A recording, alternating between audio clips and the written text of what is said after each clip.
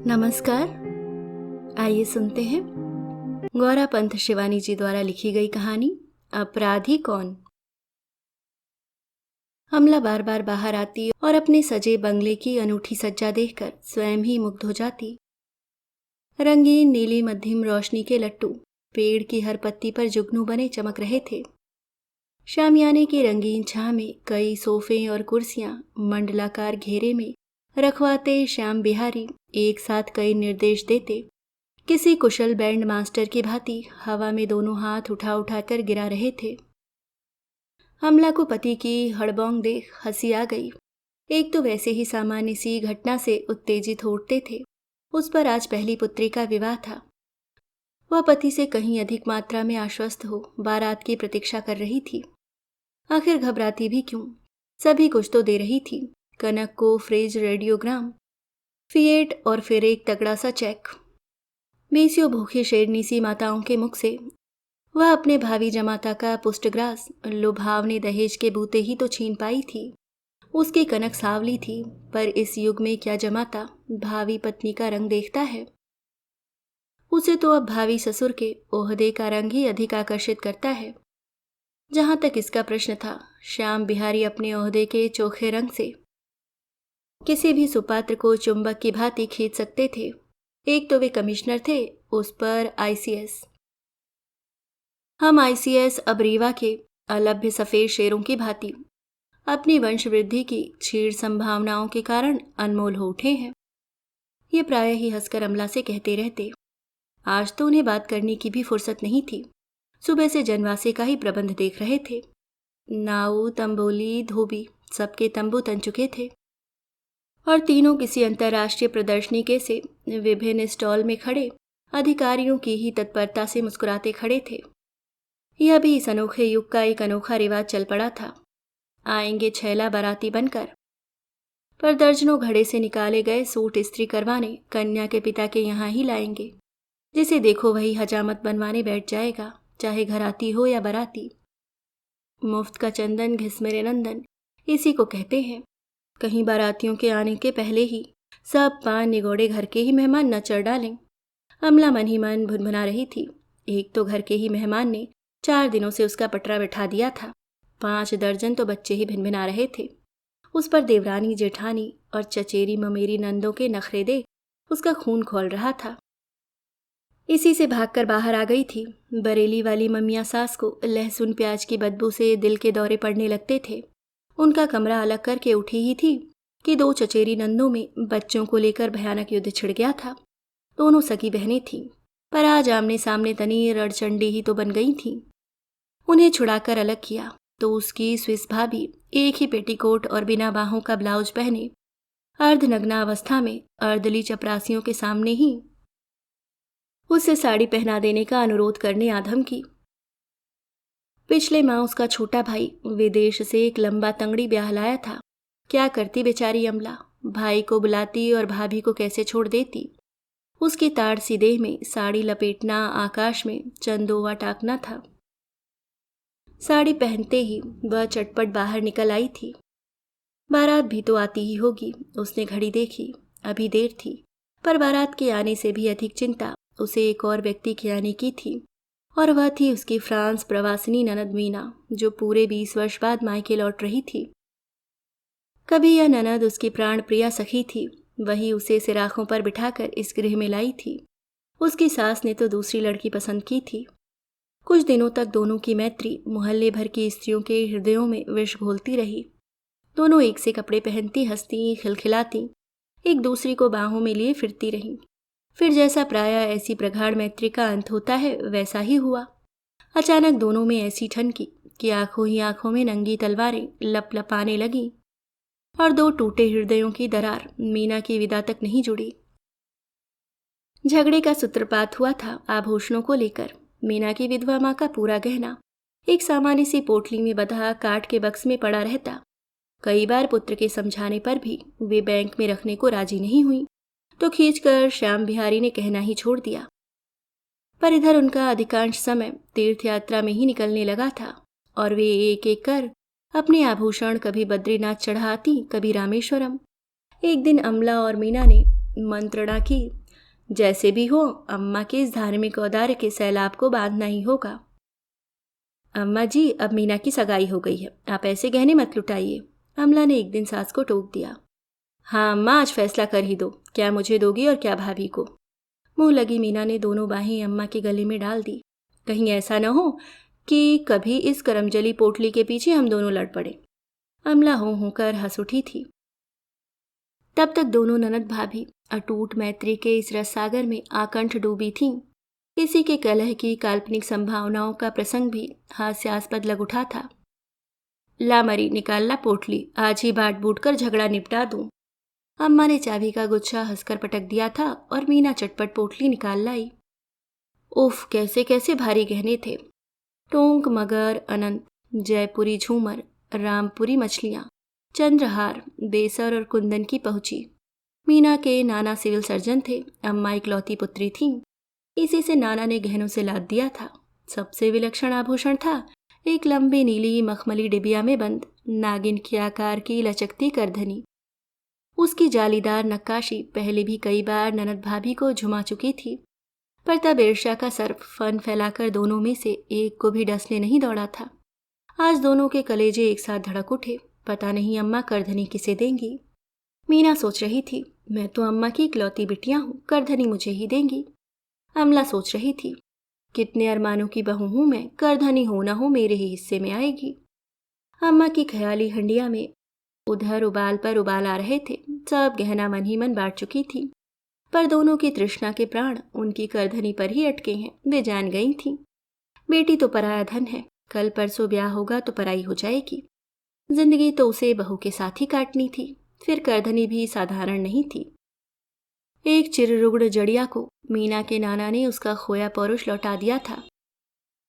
अपनी मूक कृतज्ञता को उसी अनूठी करधनी की कारीगरी में वह सदा के लिए अमर कर गया था। कैसी लपलपाती जीभ थी नागिन की, आंखों में जगमगाती 2 हीरों की कनिया जड़ी थी। उस चमत्कारी करधनी का एक और आकर्षण था, एक पेच घुमाते ही वह अपनी केचुली छोड़ देती, जो क्षण भर में सिमटकर बाईं ओर चाबी का गुच्छा बनकर लटक जाती थी। अम्मा कहा करती थीं, जब करधनी बनकर आई तो उसे देखने लाट साहब की मेम भी आई थी। वही करधनी आज किस भाग्यशालिनी को मिलेगी। अम्मा ने एक एक कर गहनों की 2 ढेरियां बना दी। टोक, बेसर, चंद्रहार अमला का, कंकड़, झूमर, सतलड़ी मीना की, राजस्थानी बोरला अटर बटर आया अमला की ढेरी में, कुंदन की चंपाकली, उड़ीसा की कटकी, सोने की कंघी मीना की। दोनों ढेरियां ऐसी न्यायपूर्ण सूझबूझ का प्रतीक थीं कि किसी में भी घटबढ़ का प्रश्न ही नहीं उठता था। अकेली करधनी बच गई। मीना अचानक मचल गई। अम्मा, चाहे हमारी ढेरी के 2-3 गहने भाभी की ढेरी में डाल दो, पर हम तो करधनी ही लेंगी। उसने करधनी सचमुच उठा ली। सास ने बहू की गंभीर मुखमुद्रा देखी तो बड़े चातुर्य से बिगड़ती स्थिति संभाल ली। अच्छा अच्छा, देखा जाएगा, अभी तो तू दोनों पोटलियां बक्से में डाल दे। करधनी अलग रख दी है मैंने, पूर्जी डाल दे। क्यों, है ना बहू? पर अम्मा की पूर्जी के पहले ही नियति की पूर्जी पड़ गई। मीना के विवाह की तिथि निश्चित हुई तो गहने झलवाने सुनार बुलवाया गया। दोनों पोटलियों के गहने ज्यों के त्यों धरे थे, अकेली करधनी ही नहीं थी। अम्मा तो पागल ही सी हो गई थी। एक तो शुभ कार्य के पहले सोना खो गया था, महा अपशकुन, उस पर उनका सबसे प्रिय आभूषण। अम्मा ऐसा फूट फूट कर बाबूजी की मृत्यु पर भी नहीं रोई थी। पर यह हो कैसे गया? चाबी तो निरंतर उन्हीं के पास रहती थी। कभी कभी बहू मांग लेती और कभी बिटिया। शीशम का वह बक्सा उन्हीं के कमरे में धरा रहता और वे दिन रात उसी कोठरी में खजाने पर बैठे सर्प की भांति कुंडली मारे बैठी रहती। भोली अम्मा भागती भागती भृंगु संहिता के पंडित जी के पास भी गई थी। खोई वस्तु का चोर घर ही में है, पर मिलेगा 20 साल में।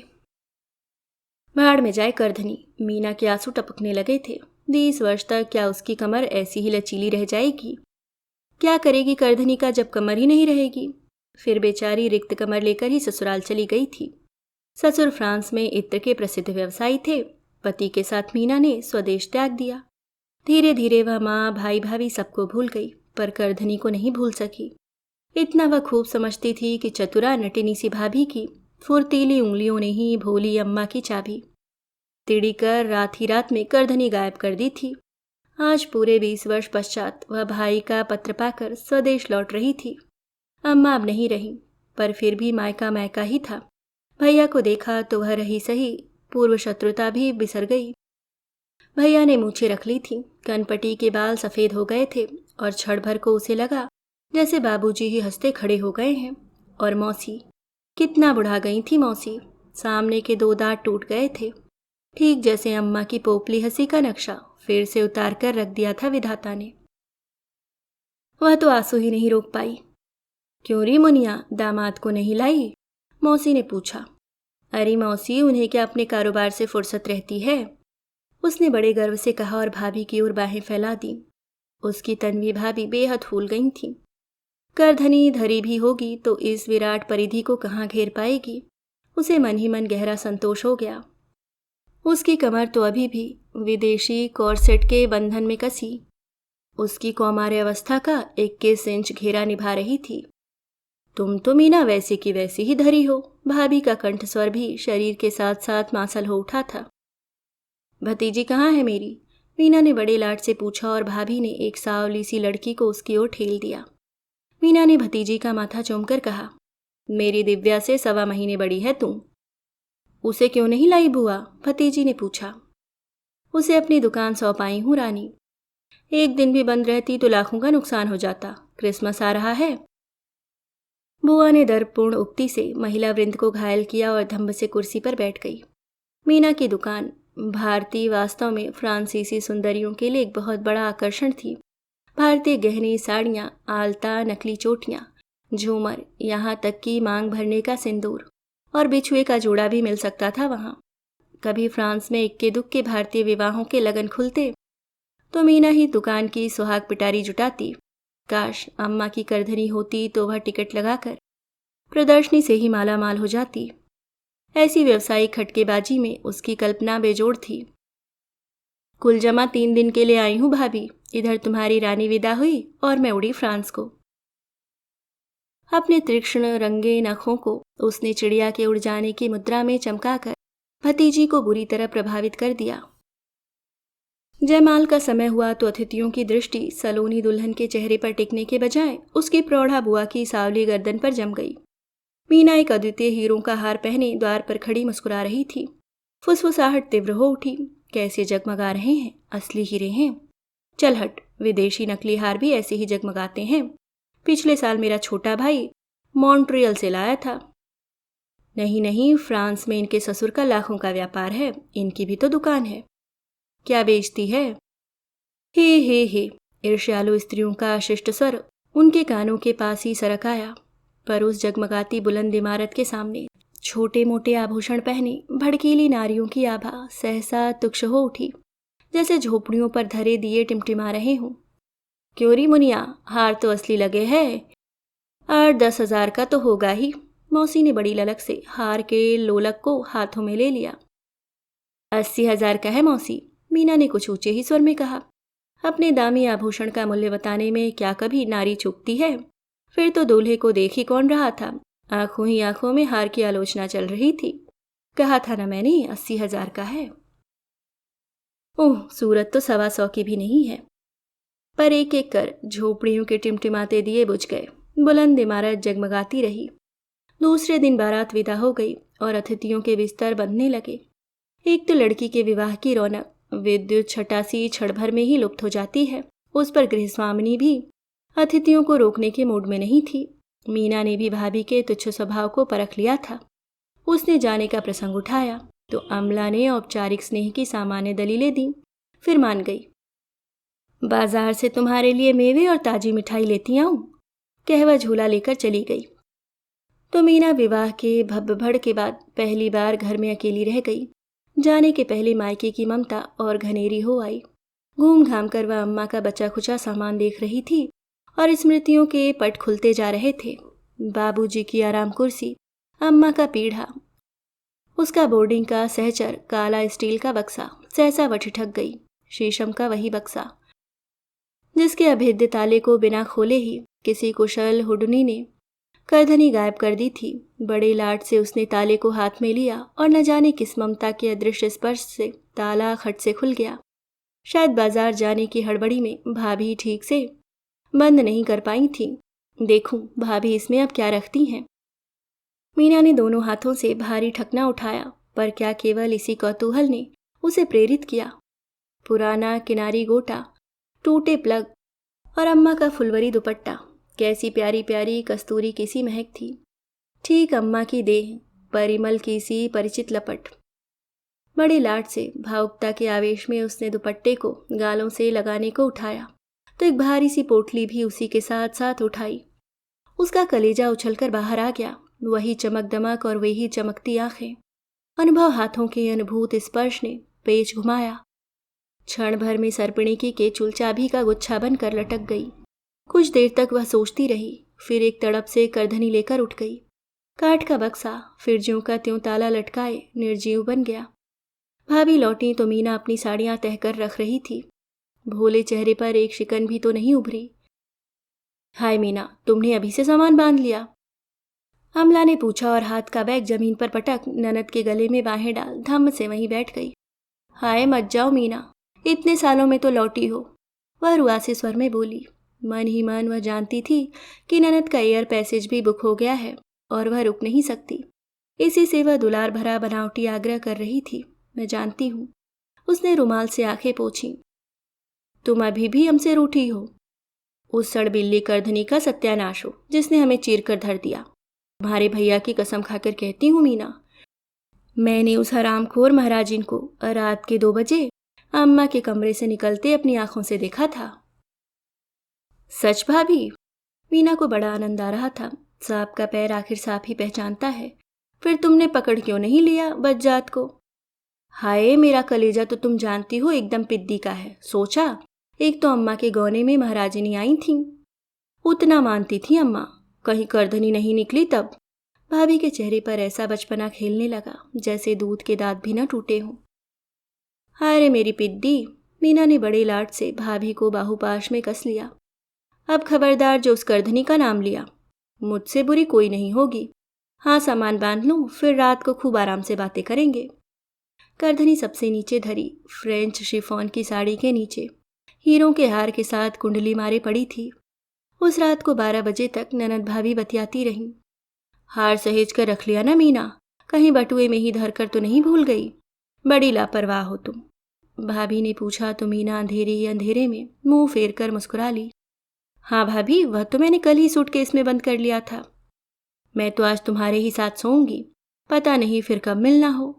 वह कूद कर मीना के साथ लिपट गई।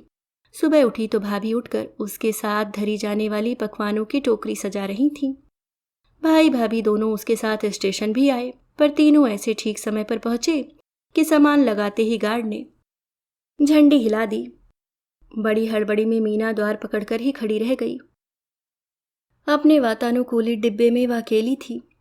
दामी चीज लेकर सफर कर रही मीना, सूटकेस को सिरहाने धर लेना। भाभी उसके पास ही आकर फुसफुसाई तो मीना का चित्त पश्चाताप से खिन्न हो गया। कितनी नीच थी वह। 20 वर्ष पहले भाभी ने उसकी गर्दन पर छुरी फेरी थी। आज वह उसी जघन्य अपराध को दोहरा रही थी। अब तो उसके जी में आ रहा था वह करधनी निकालकर भैया भाभी के चरणों में लौट अपना अपराध स्वीकार कर ले। विदा की वेला पुनः अम्लान हो उठेगी। पर गाड़ी स्टेशन छोड़ रही थी। किसी भी भावुकता के लिए अब समय नहीं था। भाई और भाभी की आंखें गीली हो आई थीं। अमला बुरी तरह नाक झिझोड़ती सिसक रही थी। मीना भी अब अपने को नहीं रोक सकी और बच्चों की भांति सुबह उठी। 1 घंटे बाद तूफान में धड़धड़ाती पटरियों का कलेजा रौंदती चली जा रही थी और मीना दोनों हाथों से माथा पकड़े शून्य दृष्टि से अपने चारों ओर बिखरे साड़ियों के अंबार को अविश्वास से देख रही थी। वह बार बार एक एक साड़ी को झटक रही थी। यही क्रम वह पिछले 1 घंटे में बीसियों बार दोहरा चुकी थी। नहीं, कहीं नहीं थी। आखिर सोई तो थी नहीं। रात भर भाभी उसे गलवहियों में घेर कर सोई थी। चाबी का गुच्छा पार करने में उन अद्वितीय उंगलियों ने फिर अपनी प्रतिभा का प्रदर्शन कर दिया था। करधनी तो गई ही, साथ में उसके हीरों का हार भी ले गई। अब वह अतुल को क्या मुंह दिखलाएगी? जल्दी जल्दी में बीमा भी तो नहीं करा पाई थी। फिर मायके में गहने की चोरी, क्या कुछ कम लज्जास्पद घटना है? अब क्या करे? क्या फिर मायके लौट जाए? क्या कहेगी भाभी से? यही ना कि भाभी तुमने मेरे हीरों का हार चुरा लिया। पर भाभी तो पलटकर जीवा का घातक प्रहार सिद्ध कर सकती थी। मीना, तुम क्या मेरी करधनी चुरा कर नहीं भागी? उसके हीरे के हार का केवल लोलक ही बेचने पर भाभी के पूरे खानदान की बेटियां ब्याही जा सकती थीं। हाय, कितने छोटे अपराध की कितनी बड़ी सजा दे गई भाभी। अभी आप सुन रहे थे गौरा पंत जी की लिखी कहानी अपराधी कौन। दोस्तों, अगर आप चैनल पे नए हैं तो सब्सक्राइब करना ना भूलें। धन्यवाद।